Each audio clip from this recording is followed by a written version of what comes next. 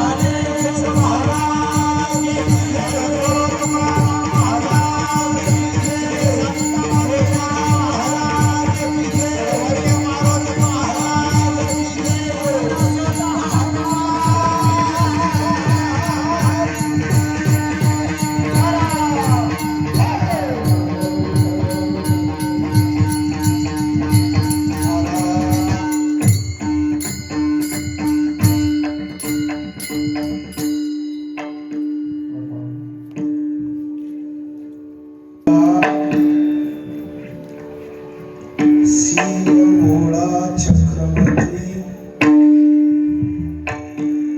त्याचे पाय माझे चित्ती वाचे वदता शिवनाम तयान बाधी क्रोध काम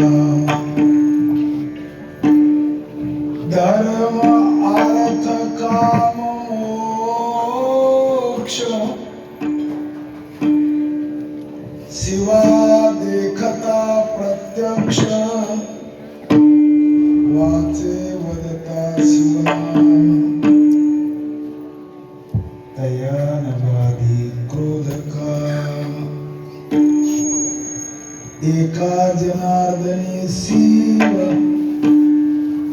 एका जनार्दनी शिव निवारी कळीकाळाचे भेव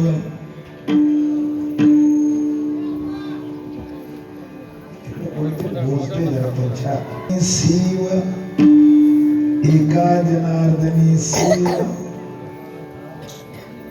निवारी कळीकाळाचे भेव वाचे वदता शिवनाम दयान बाधी क्रोध काम कैलास राणा शिवचंद्रमोळी फणींद्रमाता मुंडक झळाळी कारुण्य सिंधू भवदुःखहारी तुझ वीण शंभू मद पूर्णतारी पांडुरंगा करू प्रथम नमन आवाज हॅमर होते ते बंद करा गुण समान मन दुसरे चरण संताची त्यांच्या कृपादाने कथेचा विस्तारू बाबाजी सद्गुरु दास तुका जयांचे केलिया स्मरण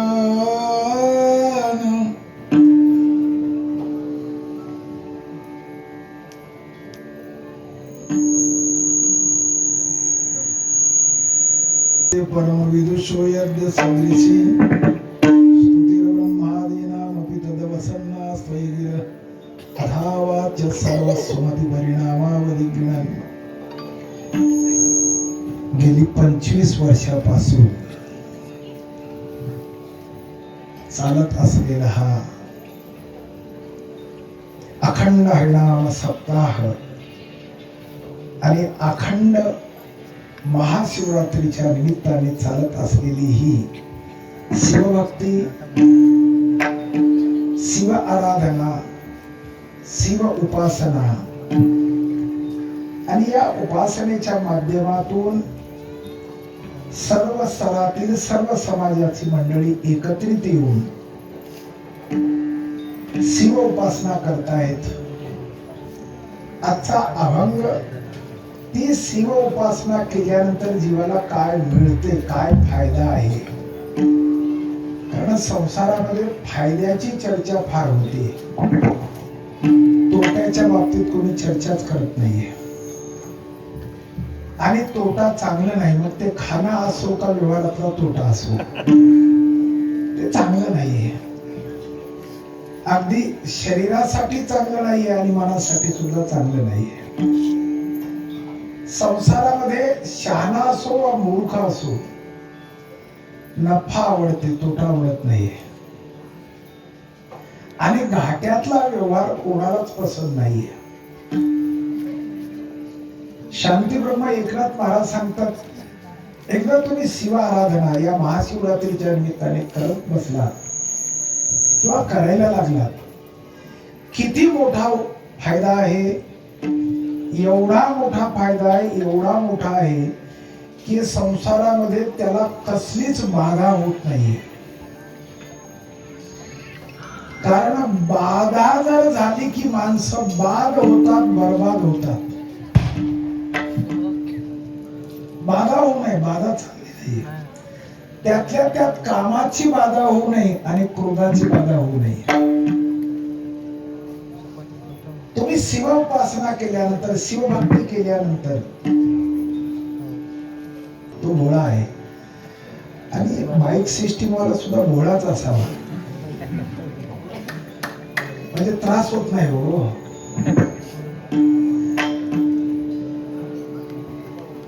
माणूस भोळा जर असेल ना,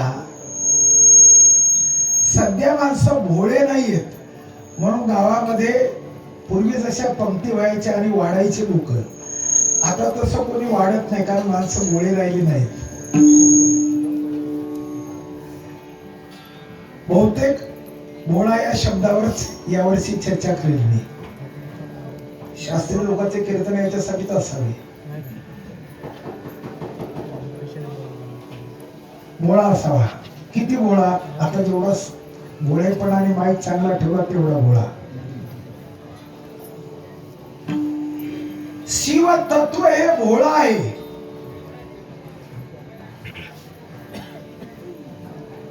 भगवान शंकराबद्दल, भगवान महादेवाबद्दल तो किती भोळा हे जर सांगायला गेलो ना, तुम्हाला आश्चर्य वाटेल आणि कीर्तन संपल्यावर असं वाटेल की आपणही भोळा असलेलं बरे.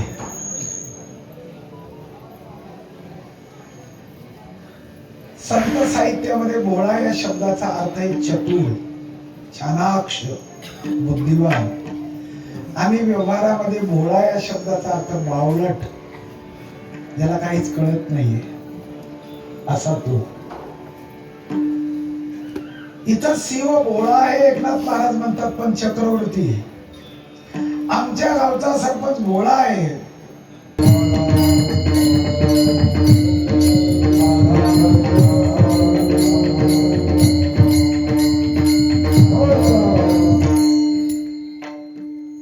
राजसत्तेमध्ये जेवढे लोक आहेत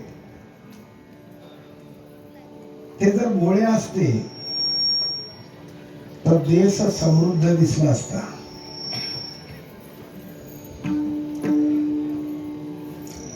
कीर्तनामध्ये पप्पाच्या भोळा असावा, म्हणजे कीर्तनाला जसं पाहिजे तसंच वाजवतोय, जसे आता महाराज वाजवतात.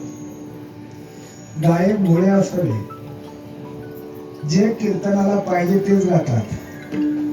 ऐकणारे सुद्धा भोळे पाहिजे आणि कीर्तनकार याचा चौपट भोळा पाहिजे.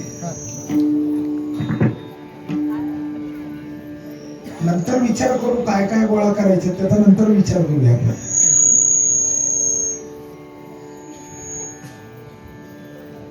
भगवान शंकर किती गोळे आहेत एक उदाहरण देतो.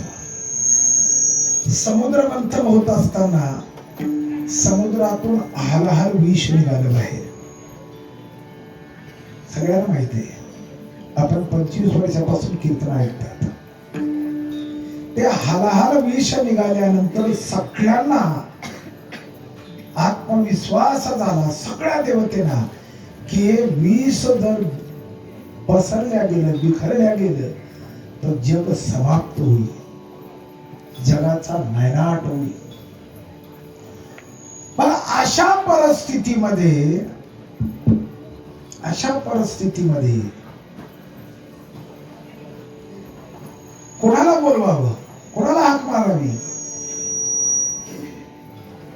सगळ्यांना स्मरण झालं भगवान शंकराचं, भगवान शिवाचं, भगवान महादेवाचं. महादेव का म्हणतो? सर्व देवांचा तो देव आहे. आणि त्याचं राहणीमान बघा किती गोळ आहे. भस्म उठे रुंड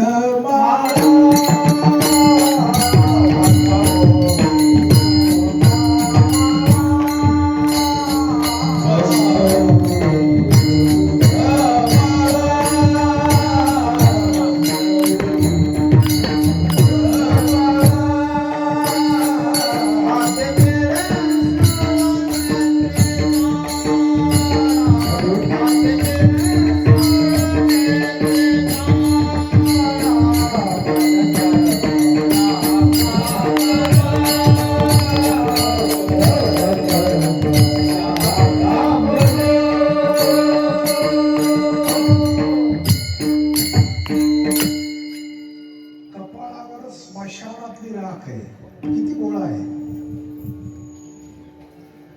भस्मवटी रुंडमाळा हात हाती त्रिशूळ नेत्री ज्वाळा गज चर्म व्याघ्रांबर.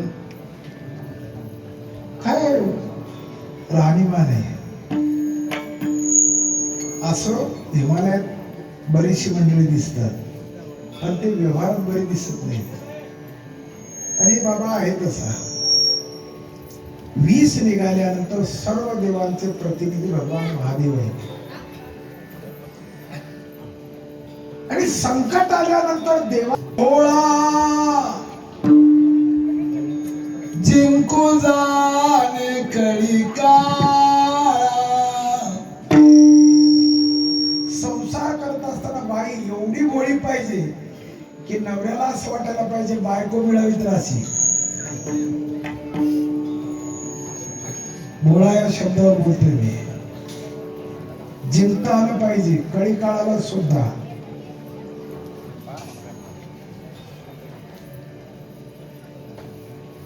लक्ष द्या. जेवढं पण तिकडे लक्ष झालं तुम्हाला त्याचं मला काहीच कळत नाही. फक्त आवाज बिघडला का नाही ते कळते. एवढे गोळे होतात.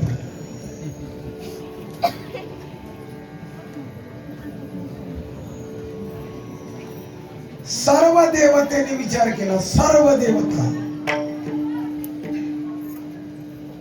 आणि सर्वांनी विचार करून एकच निर्णय घेतला. या जगाला आता वाचवू शकतो या विषापासून ते भगवान शंकर. दुसरं कोणाचा ताकद नाही त्याला वाचवायची. या जगाला वाचवायची. कारण विषच एवढं जहरीलं होतं. हलहार विष समुद्रातून निघाले. काय करावं. सगळ्यांना प्रश्न पडला. संकट जगावर उडवलं. जग भयग्रस्त झालं. जसं कोरोनामध्ये आम्ही भयग्रस्त झालो. आणि त्या पिरियड मध्ये सगळ्यांना शासनाने सांगितलं की तोंडाला काय बांधा. काय बांधा. आपण शेतकऱ्याची पोर आहोत. काय बांधा. काय आमचे पूर्वज हुशार होते. मुचका कोण्या जनावराला बांधत होतो आपण.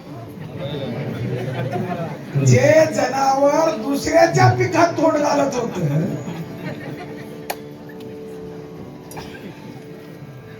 किती साधं सोपं शेतकऱ्याने त्या काळात कोरोना पासून सुरक्षित राहायचं झालं तर तोंडाला. पण कोणाच्या. कोणाच्या. जे जनावर दुसऱ्याच्या बिना परमिशन पिकात तोंड घालते. मला लहानपणी प्रश्न पडायचे शेतात गेलो की जनावरच सोडले की एखाद्या जनावराच्या तोंडाला मुचकं. मी माझ्या वडिलांना विचारायचे बाकीच्या का नाही याला एकट्यालाच का. ते म्हणायचे ते फार आगाव आहे. कोणाच्या पिकात तोंड घालते.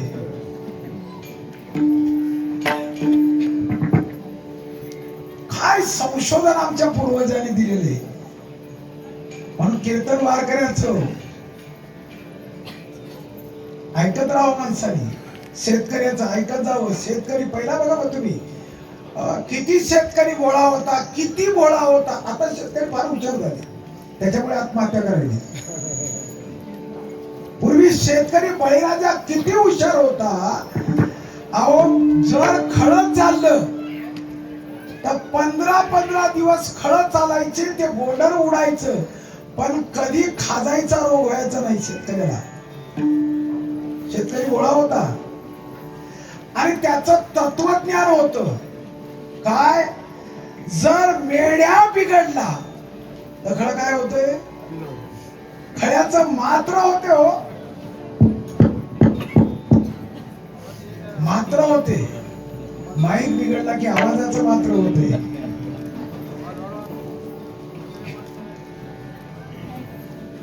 मी मात्रेबद्दल बोलतोय. मात्रा परफेक्ट मिळायला पाहिजे.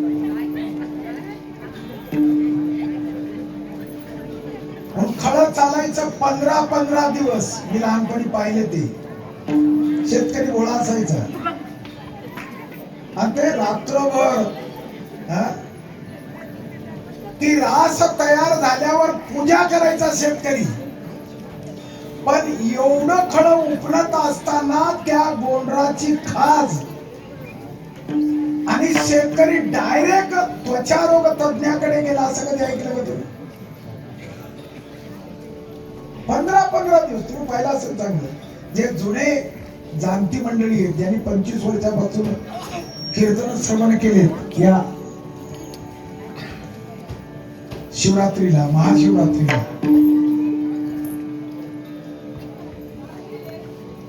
साहजिकच आहे, एवढ्या मोठ्या महारोगामध्ये आणखीनही आदिवासी लोकांना विचारा, का हो, कोरोना तुम्ही पाहिला का? तो कसा असते ते त्यांना माहिती नाही. आणखी जग भयभीत झालेलं, भयग्रस्त झालेलं जग. हे विष आता काय करावं या विषाचं? जे कीर्तनामध्ये भरपूर बोलतात त्यांच्याकडे पाठवावं, इथं नाही, बाहेर म्हणतो.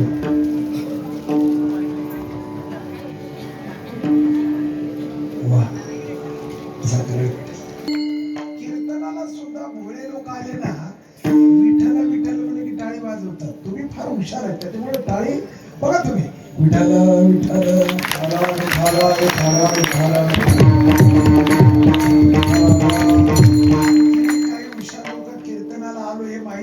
टाळी वाजवायला पाहिजे. कीर्तनात टाळी वाजवावी. पुन्हा एकदा सांगतो, जे भोळे आहेत ना ते टाळी वाजवतात, त्याला हात आहेत असं माहितीये, ते टाळी वाजवतात. विठ्ठल आणखी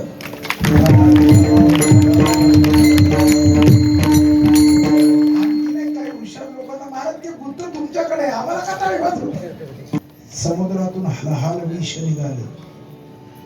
अर्थात सब देवों के बाबा भगवान शिव है, सर्व देवांचे प्रतिनिधी. तक्रार त्यांच्याकडे जाईल ना.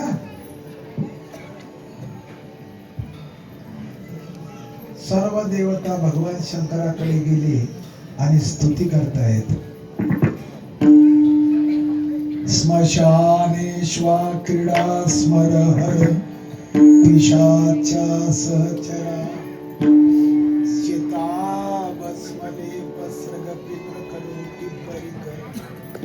अमंगल्यं शीलम्.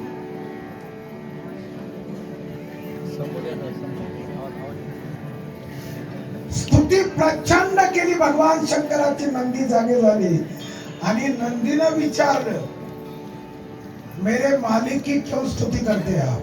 क्या हो गया आपको? का स्तुती करता? त्यांनी सांगितलं, संकट फार मोठं आले, समुद्रातून हलहाल विष निघाला, हलहाल. आणि ते विष जर विखुरल्या गेलं तर एका क्षणार्धात जगातली सर्व जीवसृष्टी समाप्त होईल, खतम होईल, कोणीच वाचणार नाहीये. अशा पद्धतीनं निरोप सगळीकडे गेल्यानंतर भगवान शंकराला सांगतात की आपण ते विष घ्यावं आणि जगाला संकट मुक्त करावं. जग जर संकट मुक्त झालं तरच कीर्तन ऐकण्याची इच्छा होती.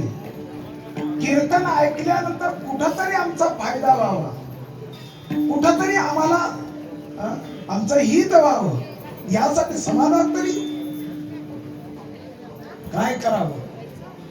भगवान शंकराची स्तुती केली आणि भगवान शंकराला, कारण सर्व देवांचे ते प्रतिनिधी असल्यामुळे.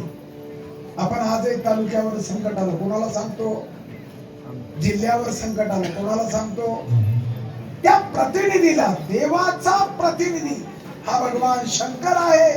त्यांना विनंती केली. भगवान शंकर म्हणतात, 1 मिनिट. एवढे भोळे आहेत, ते म्हणतात 1 मिनिट, मी जरा आत विचारून येतो या विषयाचं काय करायचंय. आत कोणाला विचारतो तो? शंकर पाटील आत कोणाला विचारतो? मी जरा आत विचारून येतो. असं जर एखादा तुम्हाला कोणी काही मागायला आला आणि तुम्ही बैठकीत आहात, तुम्ही म्हणले मी आत विचारून येतो, तर साहजिकच पुढचा म्हणते बाई आहे काही, बाई बुद्धी आहे काही, आत विचारून येतो म्हणताय. साहजिक देव स्वतःच संकट निवारण करण्यासाठी आले होते. आणि भोळे शंकर, भोळे आहेत ना, मी आत विचारून येतो म्हणताय. सगळे देवता एक दुसऱ्याकडे पाहतायत, अरे हे तर बाबा आपल्याच यादीचं दिसते, हे म्हणजे आत विचारून येते. भगवान शंकर आत गेले आणि सतीला विचारतायत, पार्वतीला विचारतायत, बहुत अच्छे, काय केलं तर काय माहित. सतीला विचारतायत, पार्वती बाहेर देवता आलेत, जग विषाने भयग्रस्त आहे, जर हे विष विखुरल्या गेलं तर जीवसृष्टी समाप्त होते, एकही जीव वाचू शकत नाहीये, काय करावं. मा पार्वतीनं सतीनं सांगितलं भगवान शंकराला, एवढं साधं काम, तुम्हाला लाज वाटत नाही का आतमध्ये विचारायला येतं. कोण म्हणते आजच्या सती आणि पार्वती घरामध्ये आपल्या नवऱ्याला कधी कधी एवढं कळत नाही का, असं बोलता बोलता सहज म्हणतात. तेवढ्यावर थांबत नाही, घरी जर महाराज आले, ते घरातले जवळचे जर असले, महाराज काय सांगा आमच्या यांना काय कळतच नाही, असं लढीवाळपणाने महिला सांगतात. कारण पाटील खरंच पुरुषाला काही करू नाही संसारात. जर पुरुषाला संसाराचं कळालं करू दे कर, तर ते घरची घरीच ठेवते, बाहेर ठेवते. ते एवढं भोळं असावं की आपल्याला घरी आपली वाट पाहणारी कोणीतरी आहे, आणि वाईट काय केलं तर आपली वाट लावणारी सुद्धा आहे. एवढं भोळं रसायन डोक्यात असावं. भगवान शंकराच्या डोक्यात ते रसायन होतं. मा सतीने मा पार्वतीने सांगितले, एवढ्या साध्या गोष्टी आतमध्ये विचारायला येतात. सगळ्या जगातली 33 कोटी देवता तुमच्याकडे आली, तुम्हाला संकट मुक्त करा म्हणून विनंती करताय, आणि तोंड घेऊन मला विचारायला काय कळतंय का तुम्हाला. भगवान शंकर म्हणतात, अगं कळत नाही म्हणून तर तुला विचारायला आलो, तुम्हाला लाज काय कळते. दोघांचा संवाद आहे पती पत्नीचा, शिवरात्री महाशिवरात्री, लाज काय कळते माझी, सांगणार काय करू, काय करू. तुम्हाला सर्व देवाचा देव महादेव होत असताना, पदभार घेत असताना, शपथ घेत असताना, खुर्चीवर बसत असताना लाज वाटत नाही ना. आता मला विचारता का, मी सांगितलं का तुम्हाला इलेक्शनला उभं राहायचं. तुमचा तर ताप आहेच आहे, पण तुमचे कार्यकर्ते आले त्यांचाही ताप आहे. मला साध्या गोष्टी विचार, तुमचा तुम्ही बघा. भगवान शंकर म्हणतात, मी वेळ आहे का तुला विचारायला आलो. पती पत्नीचा संवाद आहे, भगवान महादेव आणि सतीचा पार्वतीचा संवाद आहे. अरे मी विचारतोय तुला, सांग ना, असं काय करते. आणि ते म्हणताय, जर हे विष नाही तुम्ही घेतलं तर जगातली जेवढी जीवसृष्टी आहे, स्वेदज, उद्भिज, जारज आणि अंडज, जेवढे जीव म्हणून जन्माला आले, एकही जिवंत राहणार नाहीये. आणि त्यांना जिवंत ठेवायचं असेल तर तुम्हाला विष घ्यावंच लागेल, असा 33 कोटी देवतेंचा आग्रह आहे. मा पार्वती म्हणताय, जर तुम्ही सर्व देवांचे प्रतिनिधी आहात तर ते विष घ्यावंच लागेल तुम्हाला. मी साधं गणित विचारतो, वसमत तालुक्याचे आमदार जे कोणी आहेत, आता समजा असं तालुक्यावर संकट आलं, सगळा तालुका बेचिराख होणार आहे, आणि त्याच्यातलं फक्त 25 ग्राम डेमॅक्रॉन लोकप्रतिनिधीला घ्यायचं, असा जर सगळ्यांनी आग्रह केला तर लोकप्रतिनिधी उत्तर देईल, ते तालुक्याचं पद गेलं चुलीत. सिर सलामत पगडी पचात. अरे आम्ही रात्र पक्ष बदलायलोय, हे काय तुमचे संकट दूर करायला का आमचे संकट. सिर सलामत पगडी 50. मी वसमत पुरतं बोलत नाही, कुठल्याही तालुक्याचा जिल्ह्याचा प्रतिनिधी घ्या, हा जिल्ह्याचे प्रतिनिधी माझ्या गावाजवळचे आहेत ना, उद्या भेटायला आले तर जिल्ह्यावर संकट आहे म्हणा, तुम्ही हिंगोली जिल्ह्याचे लोकप्रतिनिधी आहात, एवढं जरा अर्धा किलो घ्या ना तुम्ही. ते म्हणेल राजीनामा तुरंत. मग हेमंत पाटील असो, नागेश पाटील असो, सूर्यकांत पाटील असो, कोणी असो, अरे सीर सलामत पगडी पछा. पण हे भगवान शंकर होते, मा पार्वतीला विचारतात करू काय. मा पार्वतीने सांगितलं एवढ्या छोट्या गोष्टी विचारायला येतो, काय वाटत नाही का, घेऊन टाका. आता घेऊन टाका म्हटल्याबरोबर बाहेर आले, सगळ्याच्या चेहऱ्यावर हास्य दिसते. तेव्हा भगवान शंकर विचारता देवताना तुम्ही का असतात, म्हणजे तुम्ही आत कोणाला विचारायला गेले. भगवान शंकर एवढे बोळे, म्हणजे आत कोणाला विचारत असतात. जे आत आहेत आणि बाहेर आल्यावर संकट येऊ नये याच्यासाठी जे काम करतात त्या सर्व खात्याच्या मंत्र्याला विचारायला गेले. एवढे बोळे आहेत. या विष गटा गटा गटा गटा गटा घेतलं विष महाराज.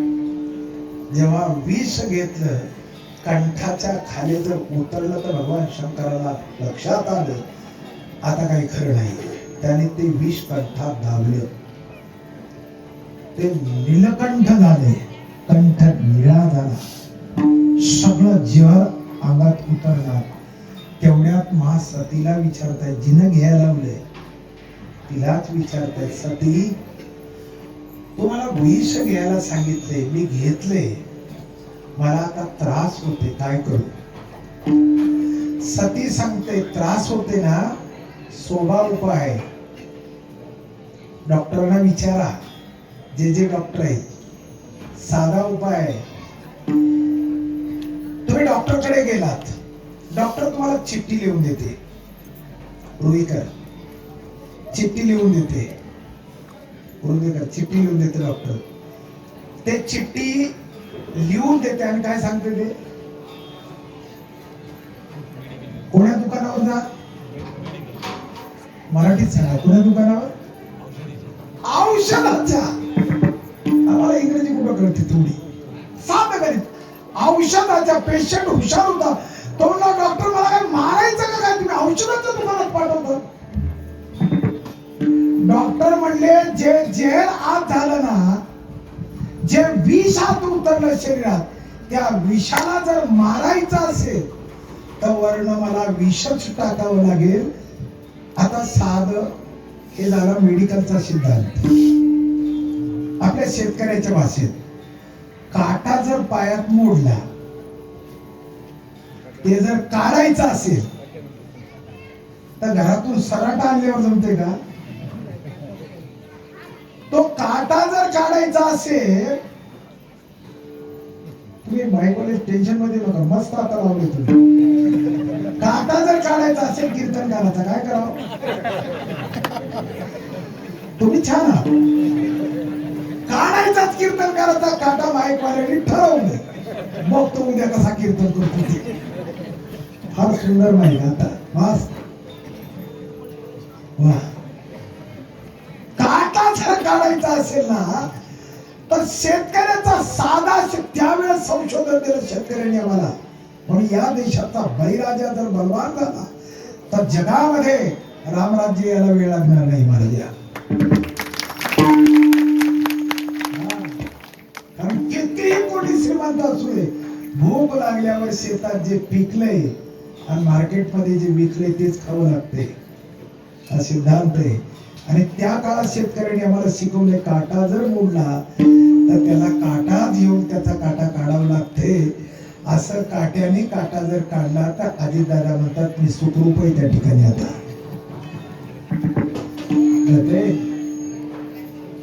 हे कळायला पाहिजे.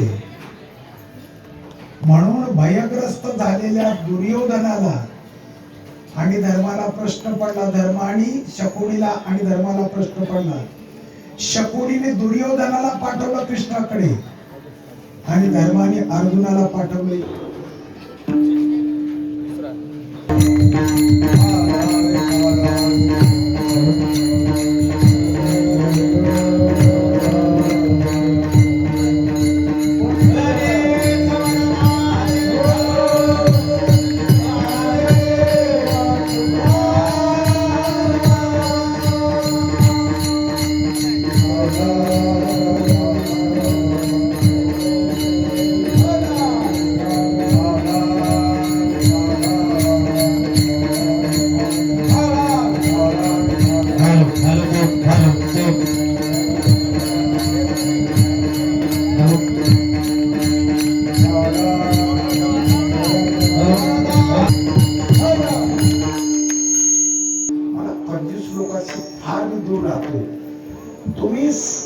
25 वर्षापासून असाच टाळ्या वाजवतात. भगवान शंकर शिवरात्रीला तरी जागे व्हायला पाहिजे ना. वा छान, टाळ्या वाजवा ना थोडं.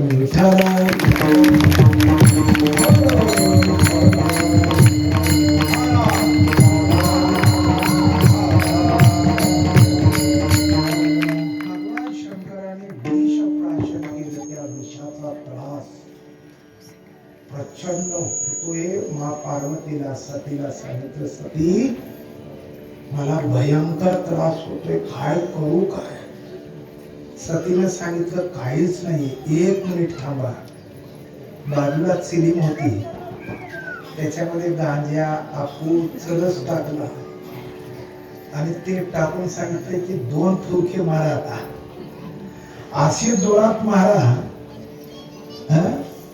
या विषाने त्या विषाला एका मिनिटात समाप्त केलं पाहिजे.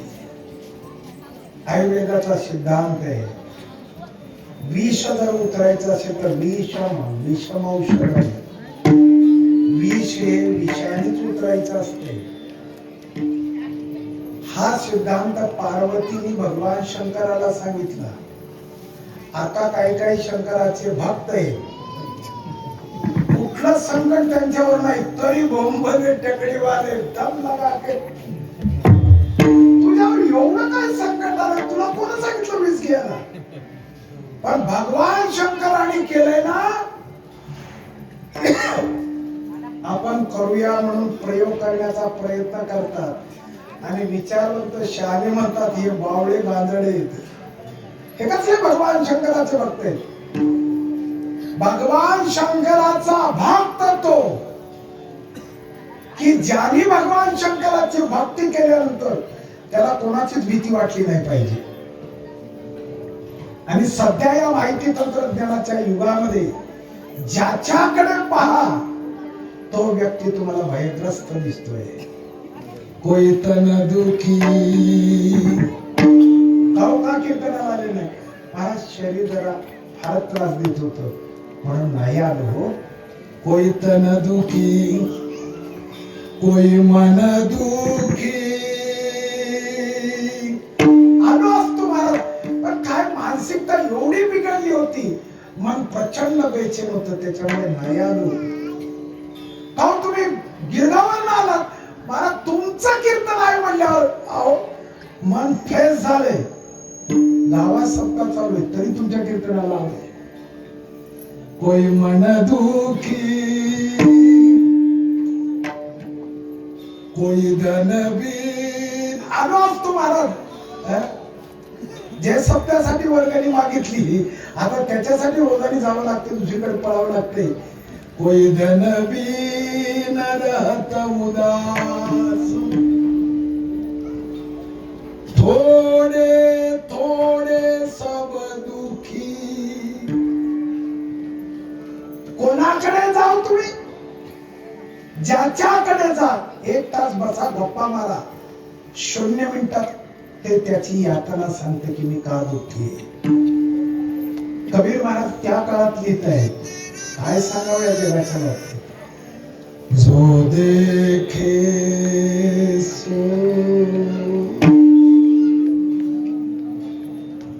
दुखिया बाबा, जो देखे सो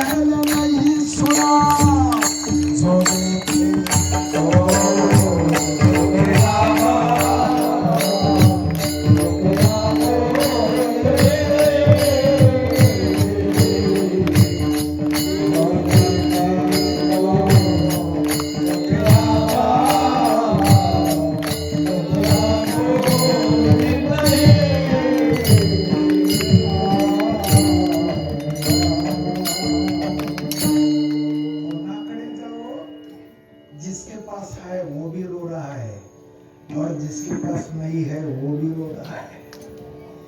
जे पराजित आहे तेही रडते, जे निवडून आलं तेही रडते, ज्याने निवडून दिलं तेही रडते आणि जे निवडून गेलं तेही रडते. जो देखे सो दुखिया बाबा सुखिया कोई नहीं रे.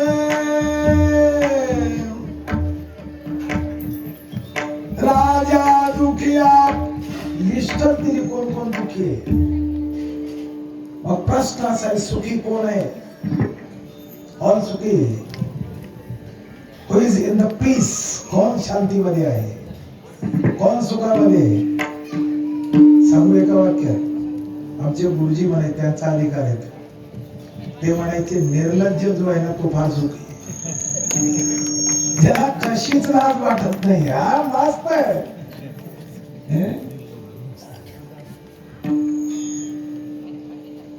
पण मुक्ताबाई ज्ञानदादाला सांगते, ज्ञानदादा या जगात सुखी कोण आहे. खरं सांगू, ज्याच्याकडे ज्ञान आहे तो सुखी आहे.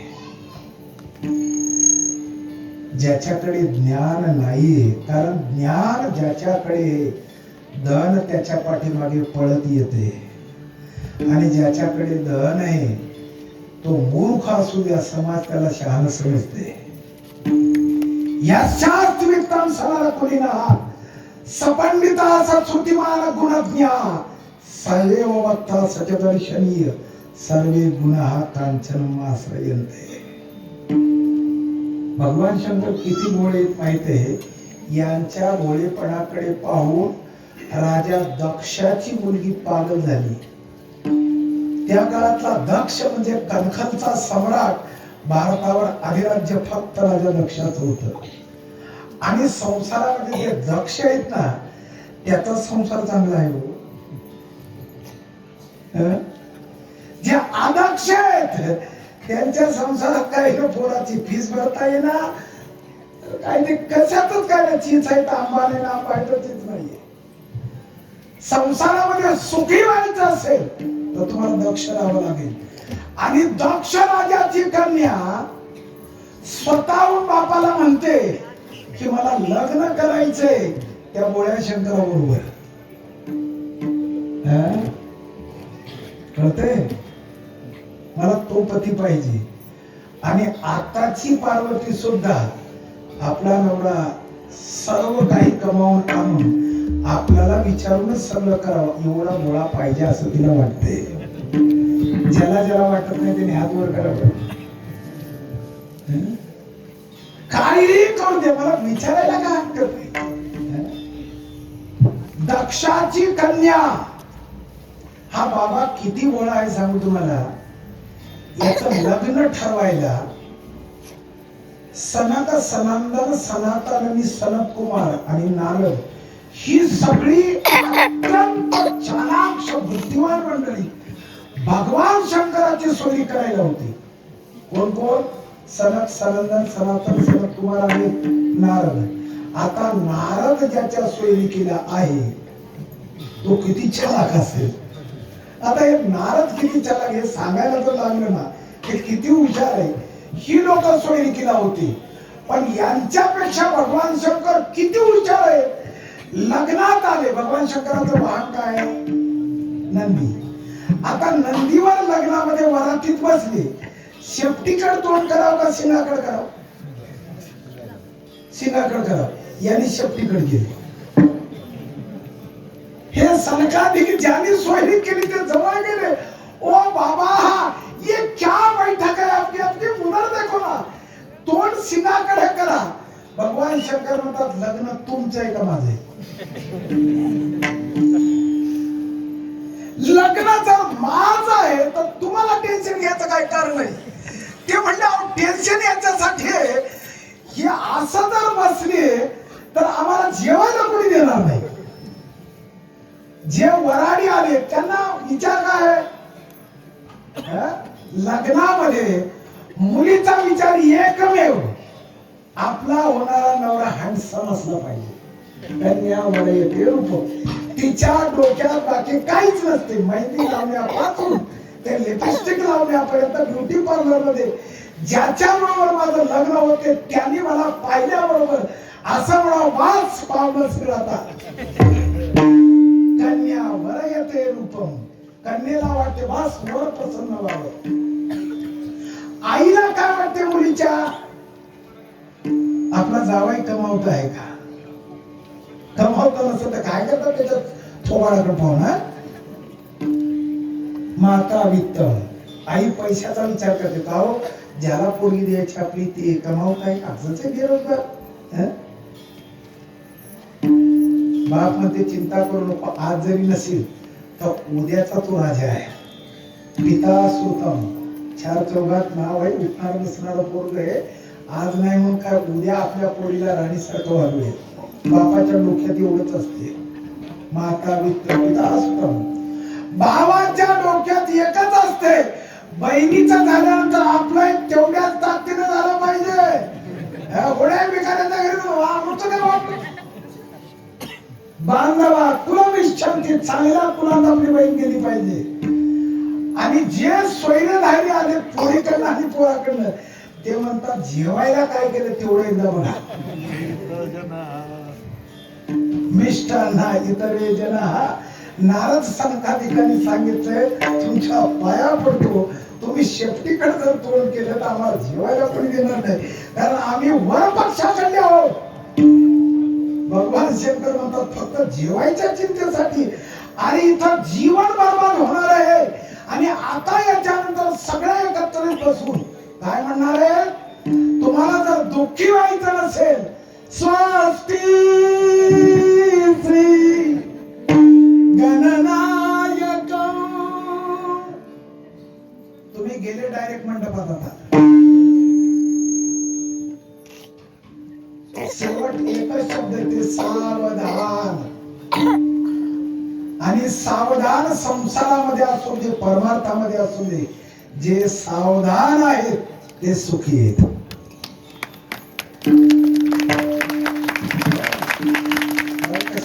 जे सावधान आहे त्याने पाठवून टाळ्या वाजवायला सुरुवात केली.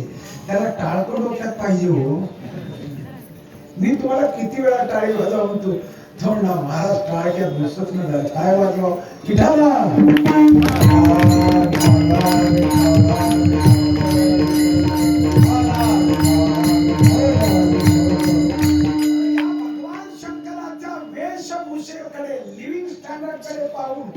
एक भक्त भगवान शंकराच्या बद्दल शिवरात्रीला सांगतोय, त्यांची आराधना करणारे. हमारे भोले बाबा को भिकारी ना समझियो, गलमुंड वाला राजे शशि भाल में विराजे, डमरू निनाद बाजे, शंकर तेरी जटा में बहती है गंगाधारा, काली घटा के अंदर जिनेदा मुझे गुजरा। साता स्रोती तांडव रचिता, नटराज राजू नमो नमः, गंभीर नाद तव शक्ति वा मांगे पिता, हे चंद्रिका पराजिता, चहुवेद गावे संहिता,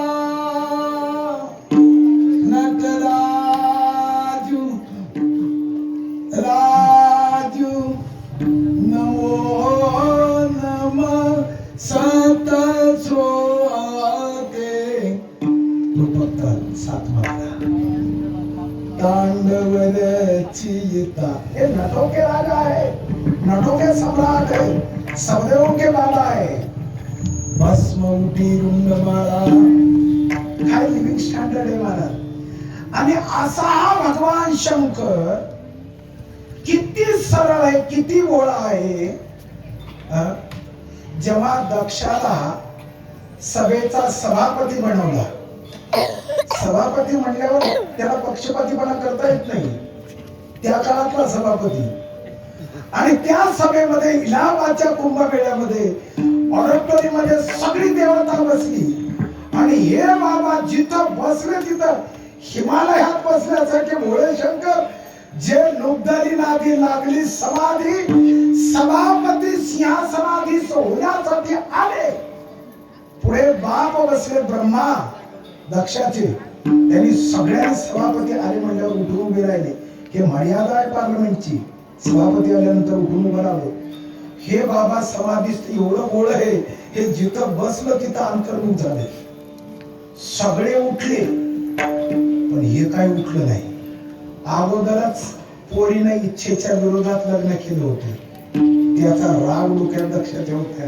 मी राजा दक्ष आहोत आणि या भिकाऱ्याच्या नादी लागून माझी पोरगी तिकडे गेली, याचा राग मनामध्ये आला। सगळे उठलेले पाहिले पण भगवान शंकर उठलेला पाहिलं नाही। त्यांनी विचार केला नाही की आपला सासरा आहे, काय बोलावं, वडिलाच्या समान असतो। सासऱ्याचा अधिकार म्हणजे ज्या मुलांना भगवान शंकराची शिवरात्रीची महाशिवरात्रीची कीर्तन सेवा ऐकली, त्याच्या डोक्यात येते की आपल्या बायकोचा बाप जर आला तर आपला बाप आला हे समजून ताड दिशे जावयाला उठायचं असते। हे मराठवाड्यातल्या जावयाला किती पटेल, मी मराठवाड्यातलाच आहे। हो, ताड दिशे उठून उभा राहायला पाहिजे की आपला बाप आल्यानंतर जेवढा सन्मान द्यायचा तेवढा सन्मान आपल्या बायकोच्या बापाला आई वडिलांना दिला पाहिजे।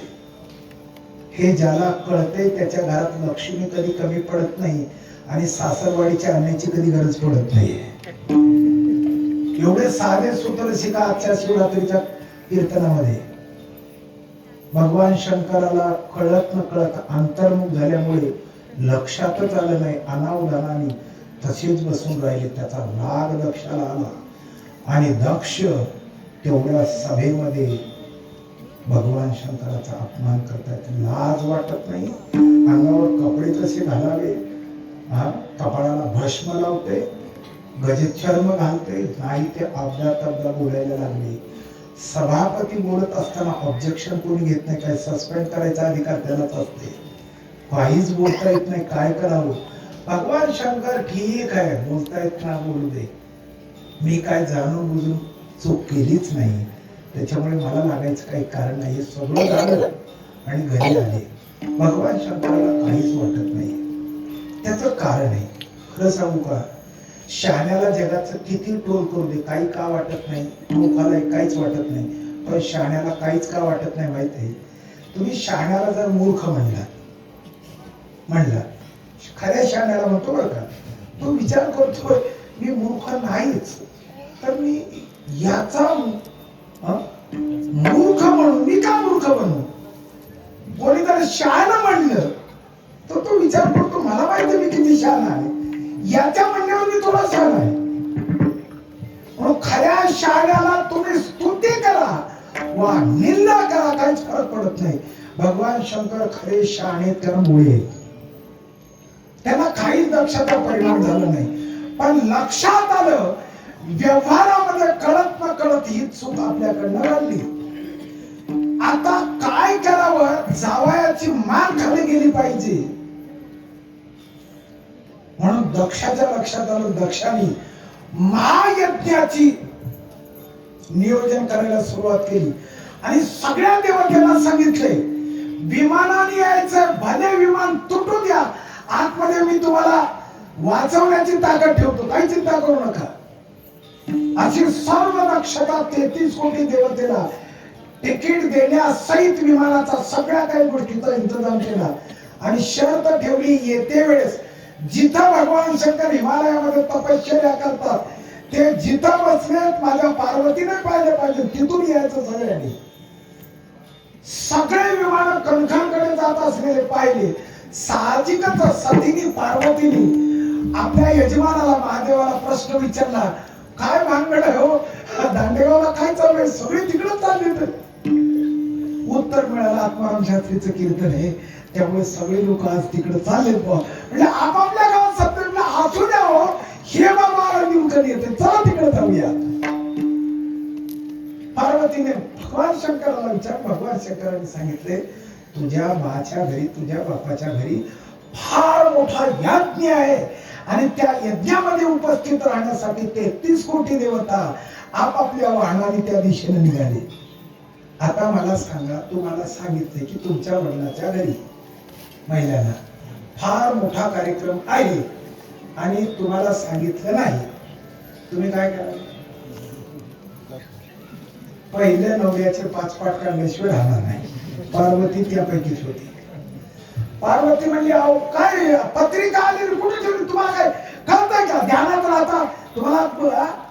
भगवान शंकर एवढे बोळे आहेत की म्हणजे पार्वती खरं सांगू का, आपल्याला या कार्यक्रमाची पत्रिका नाहीये आणि काही निमंत्रण सुद्धा नाही. म्हणजे का नाही? नाही, काही दिवसापूर्वी इलाहाबादच्या कुंभमेळ्यामध्ये तुझे वडील सभापती असताना अनावधानाने माझ्याकडनं उठणं झालं नाही, ते त्यांना अपमान वाटला, त्याचा प्रतिशोध म्हणून त्यांनी महायज्ञ ठेवला. आपल्याला सोडून सगळ्याला निमंत्रण दिले, आपल्याला निमंत्रण नाही. आणि शहाण्या जावयाने सासरवाडीला बिना निमंत्रणाचं जायचं नसतं. इवायला जाता येते बरं का, मी जावयाच्या बाबतीत बोलायलो. शहाण्या जावयाने निमंत्रण जर नसेल सासरवाडीला तर जायचंच नसते. बिना निमंत्रणाचे जावई जातात, त्यांना काय म्हणावं तुम्ही सांगा. भगवान शंकर आणि शहाण्या जावयांनी निमंत्रण नसेल तर जायचं नसते, आपल्याला निमंत्रण नाहीये त्यामुळे आपण जायचं नाही असा शब्द उच्चारल्याबरोबर पार्वतीनं क्षणाचाही विलंब न लावता एका क्षणात भोळ्या शंकराला ती सांगते, एक नियम असा पण आहे, लेकीनं माहेराच्या निमंत्रणाची वाट पाहायची नसते, हाही नियम आहे. पोरीला जोपर्यंत मायबाप जिवंत आहे तोपर्यंत निमंत्रणाची तिला माहेराची गरज नाही, कारण ती भावाच्याच वाट्यावर तेवढीच वाटेकरी नाही. हा कायद्याचा नियम आहे तेव्हापासून. माझ्या सईची काय ताकद आहे मला माहित आहे, भावाने टुटू करायचं नाहीये.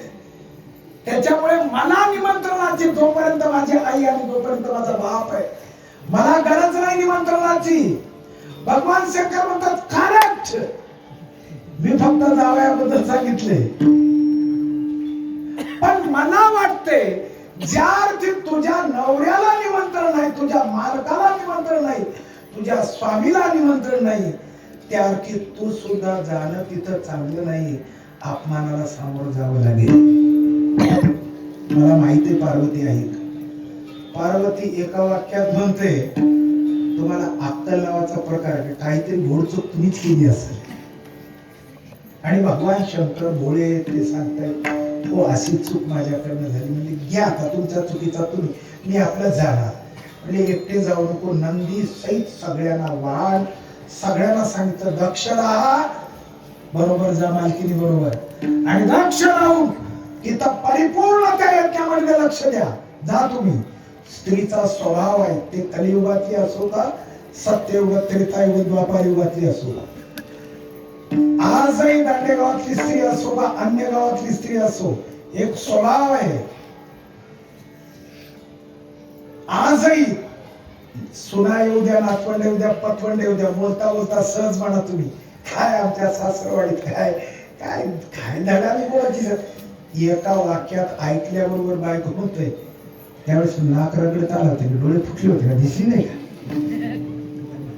कोणाला म्हणते नवऱ्याला. त्यावेळेस पण 4-4 वेळा फेऱ्या घालत होता, तवा माझा बाप तो आधी झाला. नाही तर तुम्हाला तर हुंगूळ कोणी विचारत नव्हतो. हे नवऱ्याला म्हणते. माहेरी आल्यावर माहेरच्यानी बापाने म्हणू द्या, काय तुझ्या त्या सासरची लोक धडाना कोणाची, एकाला तरी वागायची अक्कल आहे का?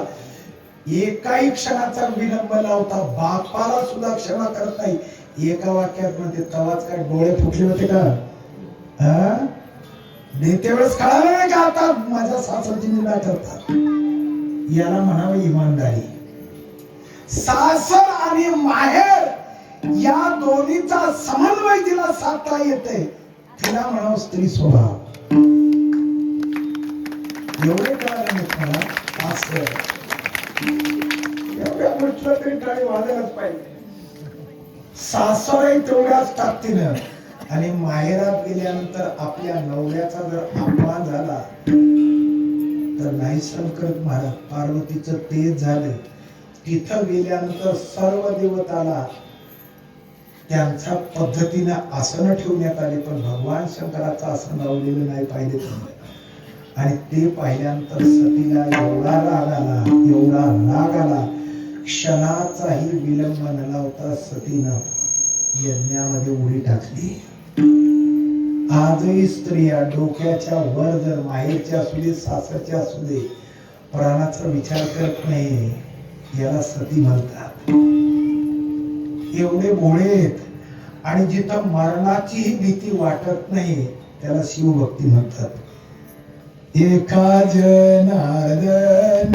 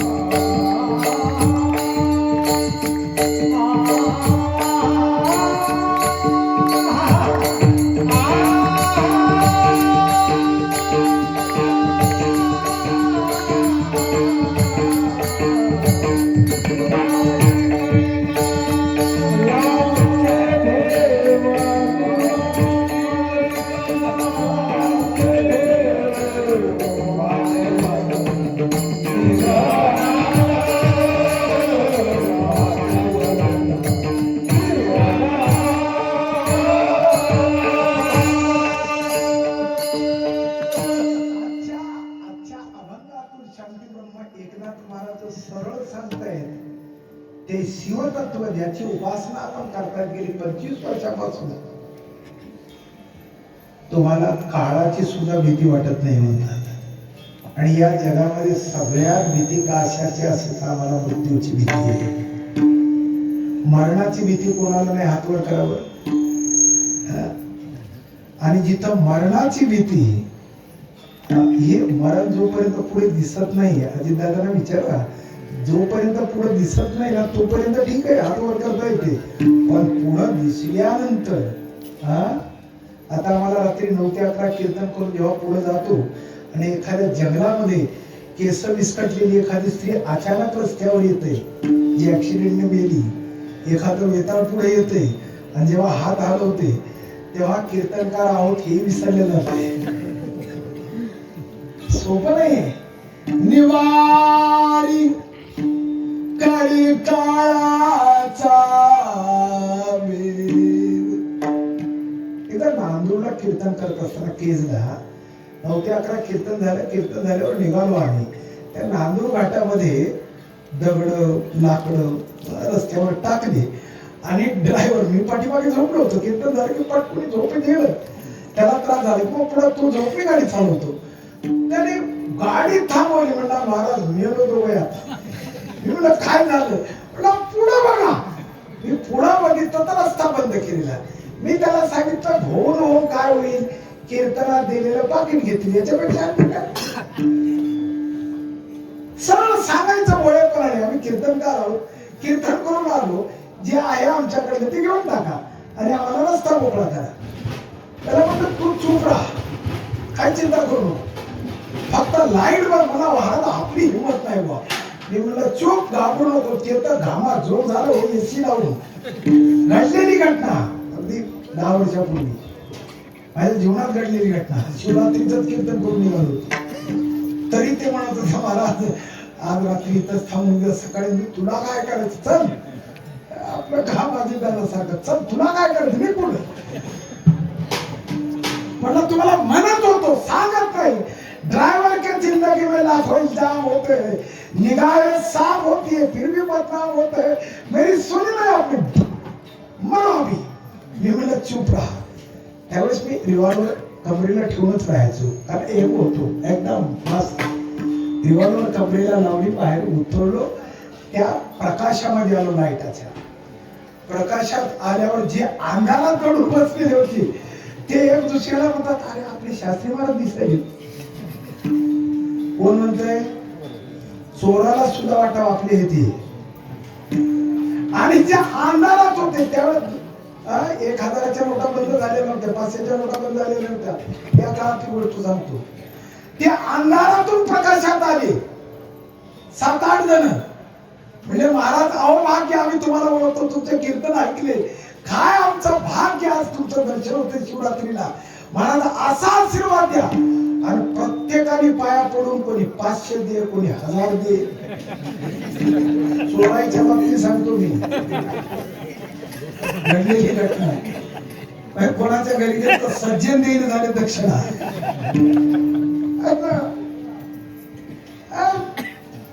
ते भागवत कथा करत असल्यामुळे त्या काळात बाके बिहारी की बाकी मरोड चित्तली ना है चोर.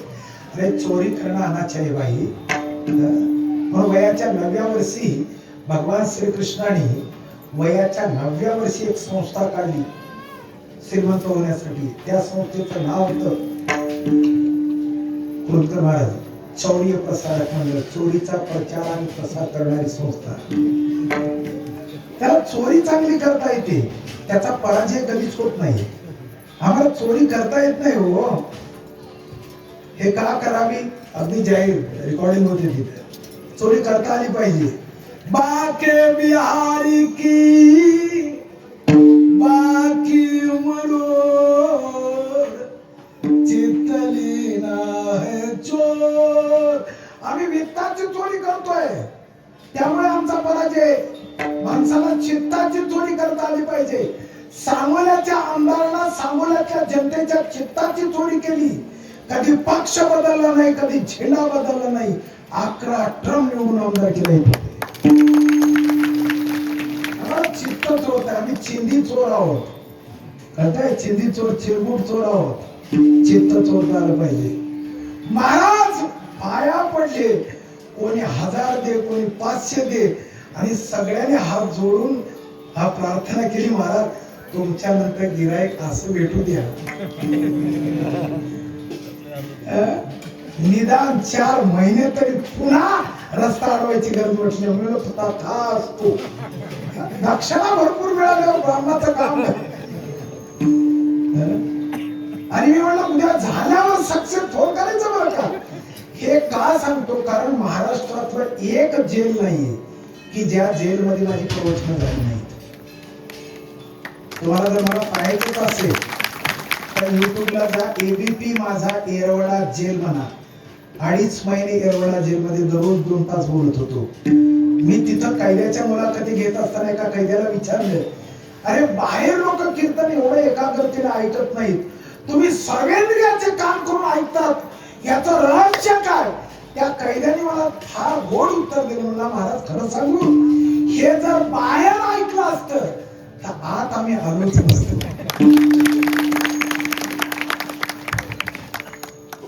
आम्ही चाललाय 25 वर्षापासून सप्ताह येतोय कोणीतरी महाराज, कोणीतरी कोणाला सांगितलंय, कोणीतरी ऐकतंय.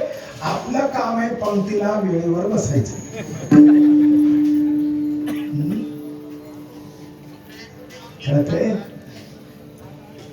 हे सूत्र एकदा का कळालं, काळी काळावर घातली मातू, काळी काळावर घातली मातू, काळी काळावर घातली मातू,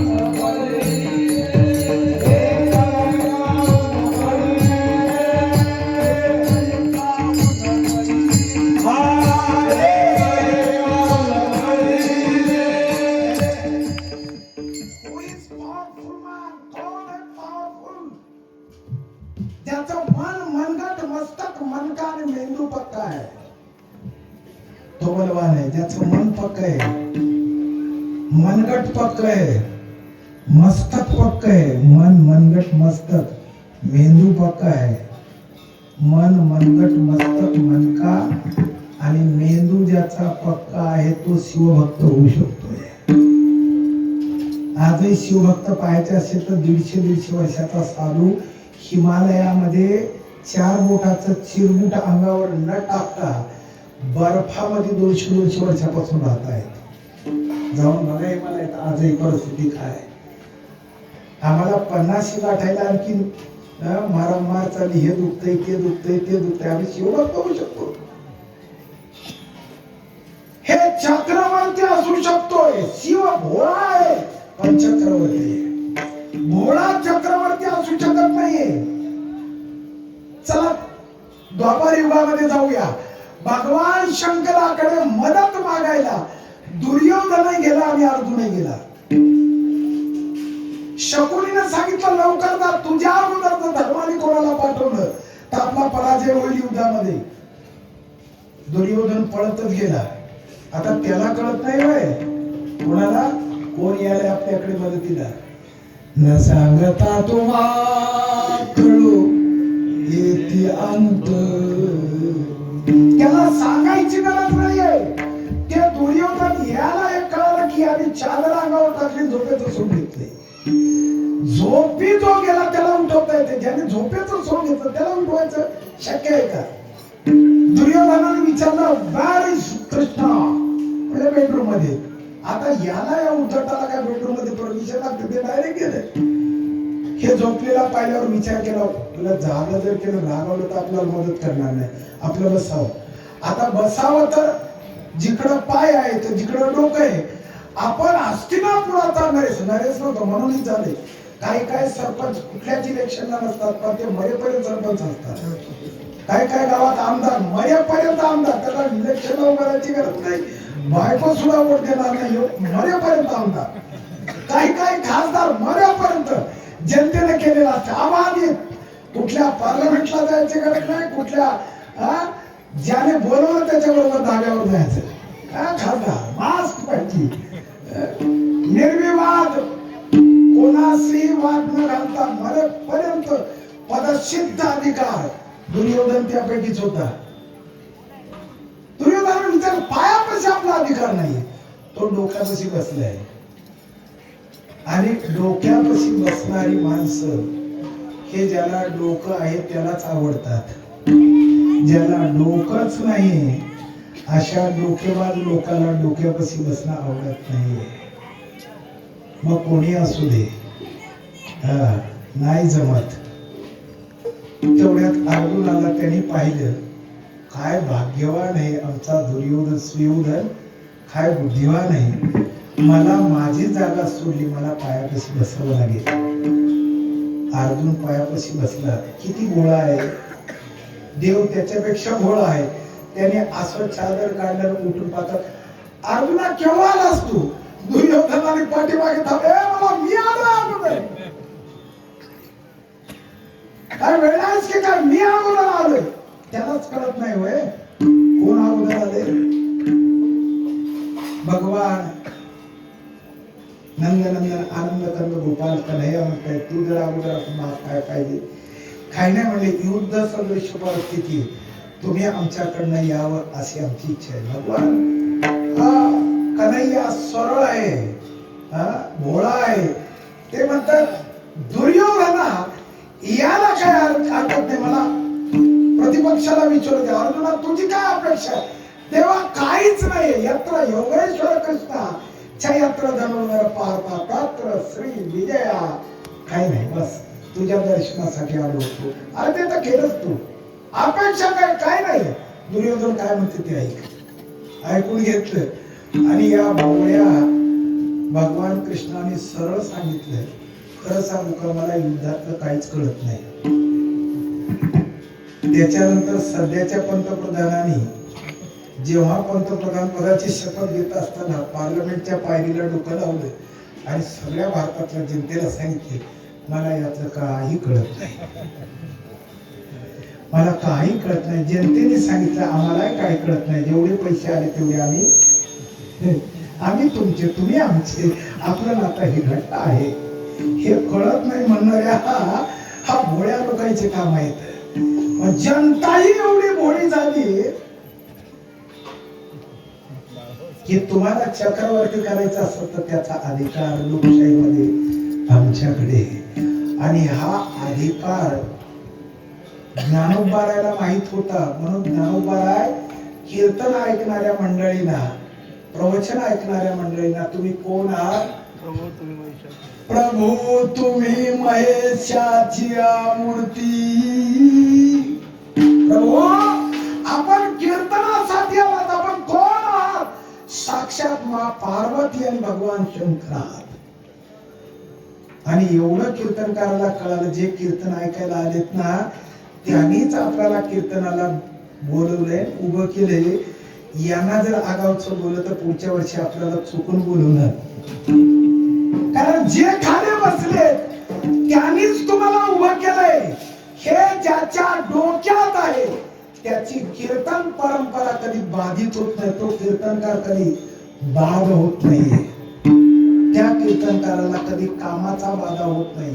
त्या कीर्तनकाराला कधी क्रोधाची बाधा होत नाही. वाचवता शिवनाम, वाचवता शिवनाम,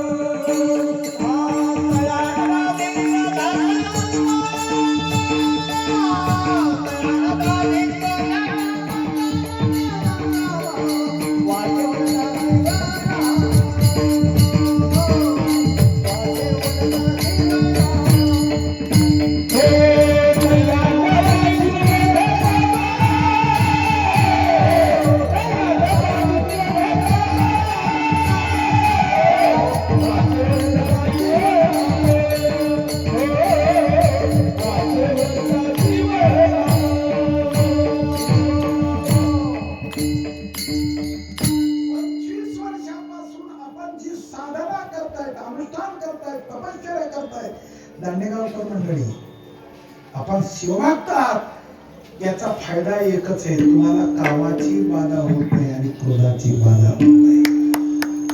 आणि ज्यांना बाधा होत नाही ते बाद होत नाहीये. जेलमध्ये मी प्रत्येकाला विचारलं, तुम्ही का आलात? मला काय करावं, भाव धुळ्यावर दिसला आणि क्रोध आवरला गेला. एकच दांडकं घातलं, ते डायरेक्ट जेलमध्ये आलं. बाधा तयान बाधी शिवभक्ती किती फायद्याचे. तयान बाधी क्रोध काम हे किती घातक आहे माहितीये. हे एवढे घातक आहे, एवढे घातक आहे. इंद्र चंद्र की क्या क्या भये सबको मालूम है जी. नारद की तो भाई नारदी ऐसी नवबद गाजी अजब है माये का झटका. एके ठिकाणी उद्या काल्याच्या कीर्तनात महाराज सांगतील त्या गोपी कृष्णाकडे याला म्हणतात, महाराज आज जागराचं कीर्तन आहे, उद्या काल्याचं आहे, उद्या नंदनंदन आनंद कंद गोपाल कृष्ण करायच्या लीला ऐकायच्या. आणि त्या गोपी कृष्णाकडे याला म्हणतात, कन्हैया हात जोडतो रे, बाजारात नाही गेलो तर संसार कसा व्हायचा. जाऊ दे रे मला, जाऊ दे रे मला, जाऊ दे रे मला, जाऊ दे रे मला, रंगले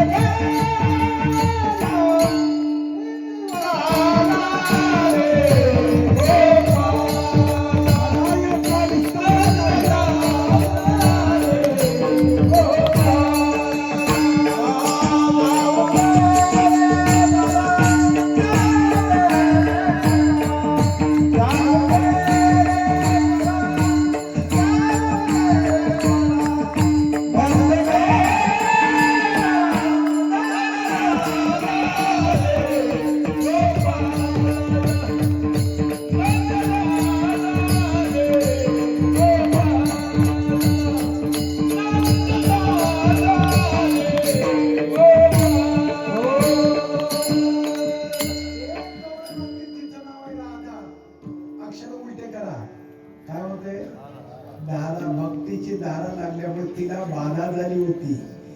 एका जनार्दनी गौळण राधा कृष्ण सख्याची. माणसाला अशी बाधा व्हावी की आपण गेल्यानंतर आपलं नाव जर काढलं तर भल्या भल्याला बाद करता आलं पाहिजे, एवढी बाधा व्हायला पाहिजे. कृष्ण सख्याची जडली बाधा. जर कामाची क्रोधाची बाधा होऊ द्यायची नसेल, वाचे वरता वाचेनी त्या शिवाचं स्मरण करायचं. वदता शिवनाम तयान बाधी क्रोध काम विठोबा.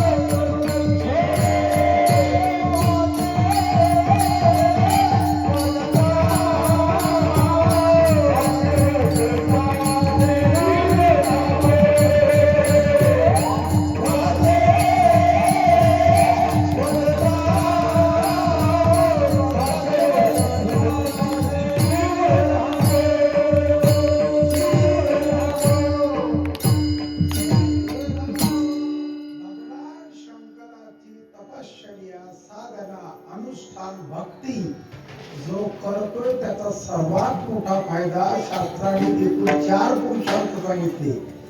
पहिला पुरुषार्थ धर्म नावाचा पुरुषार्थ. तुम्ही शिवभक्ती केली की मिळते. तुम्ही म्हणाल काय धर्म नावाचा पुरुषार्थ काय फायदा. असे दोन्ही हातात 2 गजरे, गळ्यामध्ये असा सुंदर हार. तुम्हाला वाटते का नाही तुमच्या गळ्यात पडावं. हे पाहिल्यानंतर ज्याला आवडत नाही ते म्हणतो हल्लीचे महाराज रगेल आणि रगेल आहे बा. काय निवडले काय वर काय ते गजरा बांधला हातात काय हे काय. हे धर्म नावाचा पुरुषार्थ मिळाला की होतंय. कोणाला वाटत नाही आपल्या गळ्यात हार पडावा. एक भक्त भगवान शंकराचं म्हणतोय हे हारी हार हार के आया अब क्या हार चढाऊ. मैली चादर उड़के कैसे द्वार तुम्हारे आऊं. हे पावन परमेश्वर मेरे मन ही मन शर्मा. मैली चादर उड़के संतांनी याला चादर गोंगडी गोधडी हे विशेषण दिले ती या शरीराला. या शरीराने शिवाराधना करायची. माझी गोधडी दा कनोबा तुझी गोंगडी चांगली. मैली चादर हे हारी हार हार के आया. ज्यांनी हे हार घालते त्यांची हार होऊ नये म्हणून शिवभक्तीकडे पावली हार घातले आत्माराम शास्त्रीचा. आणि या हाराचा काही संबंध नाहीये. अर्थार्थी काही संबंध नाहीये. जो कोणी हार घालतोय घालत असताना त्याला सदैव असं वाटते की यांना जर हार घातला तर आपली हारच होणार नाही. आणखी सोपं करून सांगतो. हॉटेलवर आमदार आणि त्यांचे कार्यकर्ते एकत्रित आले. चहा पिले. चहा पिल्यानंतर बिल कोण देते शंकर. आमदार देते का कार्यकर्ते देते. पैसे कोणाकडे असतात. नाही पैसे कोणाकडे असतात. बिल कोण देते. का देतात. त्यांना पक्क माहित असते याला मातीत घालून आपल्याला आमदार. तुझे आज बिल भरतोय कारण उद्या तुला सुद्धा वाटव की याने बिल भरले याला आमदार किती याला काय हरी. जो व्यक्ती शिव आराधना करतोय त्याला धर्म नावाचा पुरुषार्थ, अर्थ नावाचा पुरुषार्थ, काम नावाचा पुरुषार्थ आणि मोक्ष नावाचा पुरुषार्थ हे 4ही पुरुषार्थ शिवभक्ती शिवरात्रीला केल्यानंतर मिळते. हे ज्यांनी कळवलं आपल्याला ज्यांनी शिकवलं एकदा त्या संतांचं मोठ्या प्रमाणात भजन करूया. ज्ञानेश्वर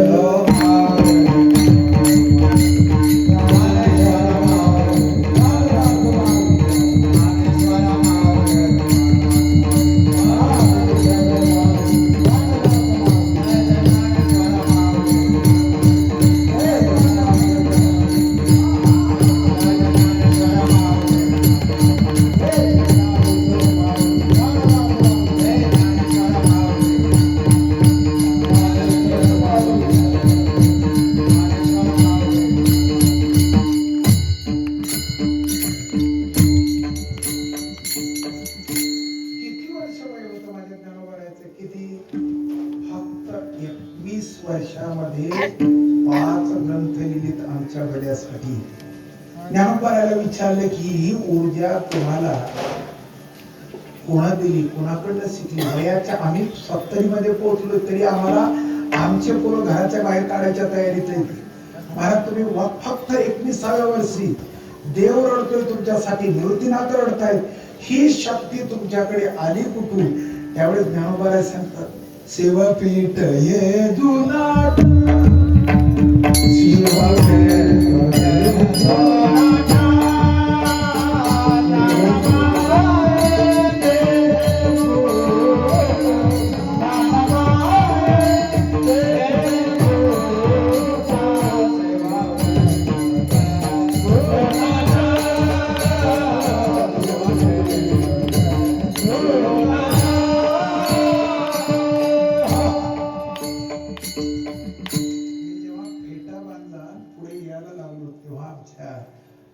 महाराजांनी मला सांगितलं, महाराज इथं सगळ्यात मोठं शिवाचं जागृत स्थान आहे आणि त्या जागृत तपावरनं या गावाचं नाव दांडेगाव पडले.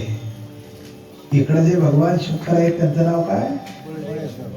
बळेश्वर.